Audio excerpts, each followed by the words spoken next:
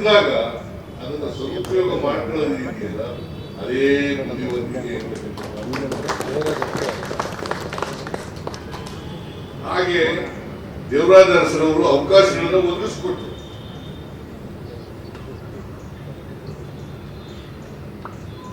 ಅವಕಾಶಗಳನ್ನ ಕೆಲವರು ಉಪಯೋಗಿಸಿಕೊಂಡು ಮೇಲಕ್ಕೆ ಬರ್ತಕ್ಕಂಥ ಕೆಲಸವನ್ನ ಮಾಡಿದ್ರು. ರಾಜಕೀಯವಾಗಿ ತಮ್ಮ ಪ್ರಾಬಲ್ಯವನ್ನ ಬೆಳೆಸಿಕೊಳ್ತಕ್ಕಂಥ ಕೆಲಸವನ್ನ ಮಾಡಿದ್ರು. ಸೊ ಹಾಗಾಗಿ ಸಮಾಜವನ್ನ ನಿರ್ಮಾಣ ಮಾಡಲಿಕ್ಕೆ ದೇವರಾಜ ಅರಸರವರು ಕೊಡುಗೆ ಅಪಾರವಾಗಿದೆ ಅಂತಕ್ಕಂಥ ಮಾತುಗಳನ್ನ ಹೇಳಲಿಕ್ಕೆ ಬಯಸ್ತೇನೆ. ಅವ್ರು ಮಾಡಿದಂತ ಕೆಲಸಗಳನ್ನೆಲ್ಲ ನಾನು ಈಗೆಲ್ಲ ಹೇಳಕ್ ಹೋಗೋದಿಲ್ಲ. ಬಹಳಷ್ಟು ಕೆಲಸಗಳು 8 ವರ್ಷಗಳ ಕಾಲ ದೀರ್ಘಕಾಲ ಮುಖ್ಯಮಂತ್ರಿಯಾಗಿ ಅವರು ಸಮಾಜದಲ್ಲಿರ್ತಕ್ಕಂಥ ತಪ್ಪುಗಳನ್ನು ತಿದ್ದತಕ್ಕಂಥ ಕೆಲಸವನ್ನು ಮಾಡಿದ್ರು. ಈಗ ಅಸಮಾನತೆ ಯಾಕೆ ಸಮಾಜದಲ್ಲಿ ನಿರ್ಮಾಣ ಆಗಿದೆ? ಅಸಮಾನತೆ ಯಾಕೆ ನಿರ್ಮಾಣ ಆಗಿದೆ ಅಂತಂದ್ರೆ, ಒಂದು ಜಾತಿ ವ್ಯವಸ್ಥೆ, ಎರಡನೇದು ಎಲ್ಲರಿಗೂ ಸಮಾನವಾದಂತ ಅವಕಾಶಗಳು ಸಿಕ್ಕಿಲ್ಲ. ಸಮಾನ ಅವಕಾಶಗಳು ಸಿಕ್ಕಿದ್ರೆ ಯಾರು ಹಿಂದೆ ಬೀಳಲಿಕ್ಕೆ, ಇಂಥ ಅಸಮಾನತೆಯ ಸಮಾಜ ನಿರ್ಮಾಣ ಆಗಲಿಕ್ಕೆ ಸಾಧ್ಯ.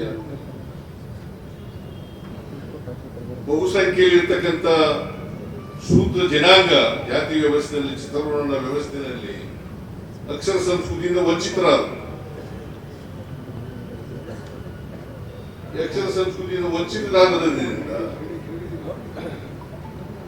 ಅವಕಾಶಗಳು ಕಡಿಮೆ ಆದವು. ಹಾಗಾಗಿ ಸಮಾನತೆ ಬರಲಿಲ್ಲ, ಸಮಾಜದಲ್ಲಿ ಅಸಮಾನತೆ ನಿರ್ಮಾಣ ಆಯಿತು. ಇದನ್ನ ನಾವು ಅರ್ಥ ಮಾಡ್ಕೋಬೇಕಾಗ್ತದೆ. ನಮ್ಮ ಸರ್ಕಾರ ಅಸಮಾನತೆಯನ್ನ ನಿವಾರಣೆ ಮಾಡಲಿಕ್ಕೋಸ್ಕರವಾಗಿ ಪ್ರಾಮಾಣಿಕವಾದಂತ ಪ್ರಯತ್ನವನ್ನ ಮಾಡ್ತಾ ಇದೆ. ಅಸಮಾನತೆ ಹೋಗದೇನೆ ಈಗ ಸ್ವಾತಂತ್ರ್ಯ ಬಂದು 79 ವರ್ಷಗಳಾಯ್ತು. ಸಂವಿಧಾನ ಬಂದು 75 ವರ್ಷ ಆಯ್ತು.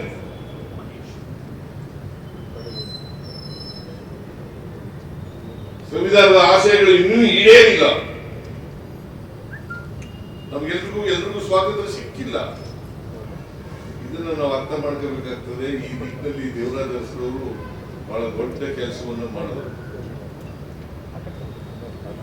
ಹಾಗಾಗಿ ಅವರನ್ನ ನೆನ್ಕೋಬೇಕಾಗಿರ್ತಕ್ಕಂಥದ್ದು, ಸ್ಮರಿಸಬೇಕಾಗಿರ್ತಕ್ಕಂಥದ್ದು ನಮ್ಮೆಲ್ಲರ ಕರ್ತವ್ಯ ಅಂತಕ್ಕಂಥ ಮಾತುಗಳನ್ನ ಹೇಳಲಿಕ್ಕೆ ಬಯಸ್ತಾರೆ. ವಿದ್ಯೆ ಯಾರ ತುಂಬನೇ ಸೊತ್ತಲ್ಲ. ವಿದ್ಯೆ ಯಾರ ತುಂಬನೇ ಸೊತ್ತಲ್ಲ. ಅವಕಾಶ ಸಿಗ್ಬೇಕು ಅಷ್ಟೇ. ಹಾಗಾದ್ರೆ ಬಾಬಾ ಸಾಹೇಬ್ ಅಂಬೇಡ್ಕರ್ ಅವರು ದಲಿತ ಜಾತಿ ಹುಟ್ಟಿದ್ರು. ಅವ್ರು ಹೆಂಗೆ ಮಹಾ ವಿದ್ವಾಂಸರಾಗಲಿಕ್ಕೆ ಸಾಧ್ಯ ಆಗ್ತದೆ, ಮಹಾ ಮೇಧಾವಿ ಆಗ್ಲಿಕ್ಕೆ ಸಾಧ್ಯ ಆಗ್ತದೆ. ಹಾಗೇನೆ ವಾಲ್ಮೀಕಿ ರಾಮಾಯಣ ಬರೆದರು. ಮಹಾನ್ ಕಾವ್ಯ. ಯಾವ ಜಾತಿ ಸೇರಿದವರು ಅವರು? ವಾಲ್ಮೀಕಿ ಬೇಡ ಜಾತಿ ಸೇರಿದವರು.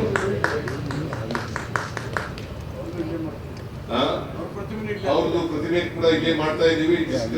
Construction is going on. ಇಲ್ಲೇ ಅನಾವರಣ ಕೂಡ ಮಾಡ್ತೀವಿ. ವಾಲ್ಮೀಕಿ ಪ್ರತಿಮೆಯವರು, ವಾಲ್ಮೀಕಿ ಮಹರ್ಷಿ ವಾಲ್ಮೀಕಿ ಅವರ ಪ್ರತಿಮೆಯನ್ನು ಕೂಡ ಅನಾವರಣ ಮಾಡ್ತಾ ಇದ್ದೀವಿ.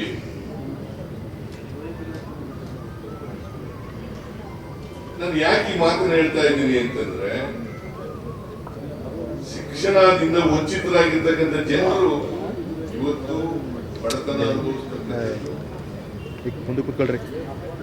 ನಿರುದ್ಯೋಗ ಅನುಭವಿಸ್ತಕ್ಕಂಥದ್ದು, ಅಧಿಕಾರದಿಂದ ವಂಚಿತರಾಗಿರ್ತಕ್ಕಂಥದ್ದು, ಇದನ್ನು ನಾವು ಕಾಣಲಿಕ್ಕೆ ಸಾಧ್ಯ ಆಗ್ತದೆ. ಅದರಿಂದ ನಾವೆಲ್ಲರಿಗೂ ಕೂಡ ಸಮಾನ ಅವಕಾಶಗಳನ್ನು ಕಲ್ಪಿಸಿಕೊಡ್ತಕ್ಕಂಥದ್ದೇ ಬಹಳ ಮುಖ್ಯವಾದ ಕೆಲಸ. ದೇವರಾಜ ಅರಸರು ಅವರ ಅಧಿಕಾರದ ಅವಧಿಯಲ್ಲಿ ಎಲ್ಲರಿಗೂ ಅವಕಾಶಗಳನ್ನು ಕಲ್ಪಿಸಿಕೊಟ್ರು ಅಂತಕ್ಕಂಥದ್ದನ್ನು ನಾವು ಮರೆಯಲಿಕ್ಕೆ ಸಾಧ್ಯ ಇಲ್ಲ.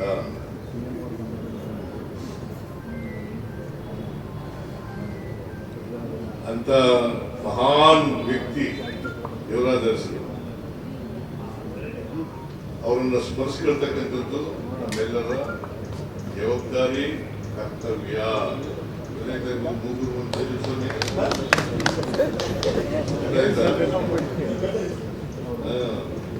ಈ ಕರ್ನಾಟಕ ನಾಮಕರಣ ಮಾಡಿದವ್ರು ಯಾರು ಗೊತ್ತಾ?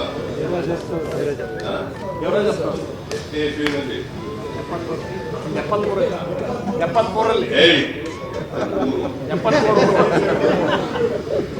ಬೇರೆ ಹೇಳಿದೆ.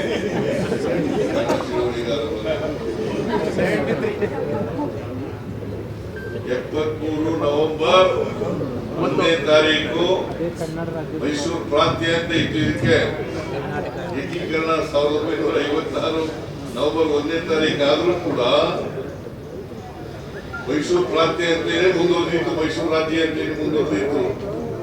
ಅದನ್ನ ಕರ್ನಾಟಕ ಅಂತ ನಾಮಕರಣ ಮಾಡಿದವರು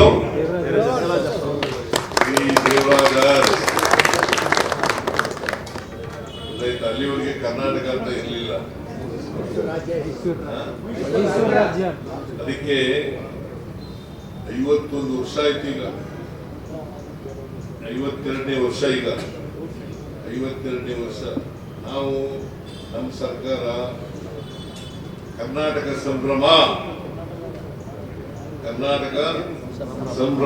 50 ಅಂತಕ್ಕಂಥದನ್ನ ಆಚರಣೆ ಮಾಡೋದು.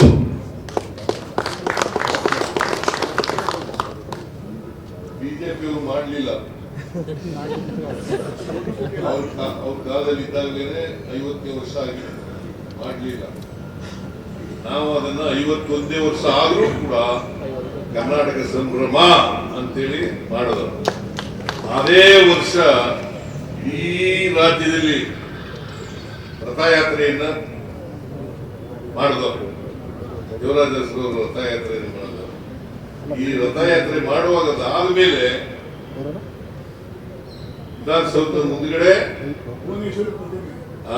ಭುವನೇಶ್ವರಿ ಪ್ರತಿಮೆಯನ್ನ ಅನಾವರಣ ಮಾಡಿದ್ದು ನಮ್ಮ ಸರ್ಕಾರ.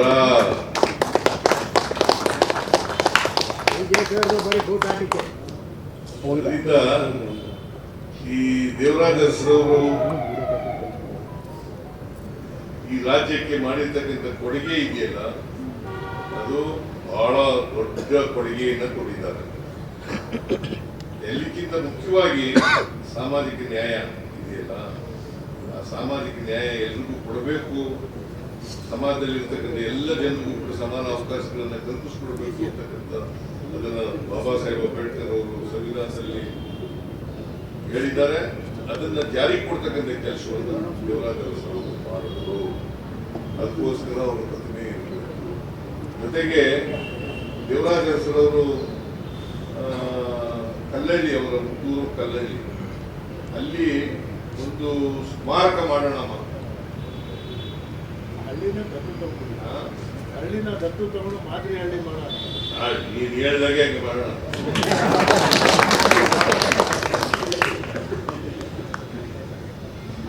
ಭಾರತಿ ರಾಣಿ ಕೇಳ್ಕೊಂಡು ಮಾಡೋಣ ಅಂತಕ್ಕಂಥ ಮಾತುಗಳನ್ನ ಹೇಳಿ ಇವತ್ತು ಅತ್ಯಂತ ಸಂತೋಷದಿಂದ ರಾಜ್ಯದ ಜನತೆಯ ಪರವಾಗಿ ಮತ್ತು ಮೈಸೂರು ಜಿಲ್ಲೆ, ವಿಶೇಷವಾಗಿ ಮೈಸೂರು ಜಿಲ್ಲೆಯ ಜನತೆಯ ಪರವಾಗಿ ಈ ದೇವರಾಜ ಅರಸರವರ ಪ್ರತಿಮೆಯನ್ನ ಲೋಕಾರ್ಪಣೆ ಮಾಡಿದ್ದೇನೆ.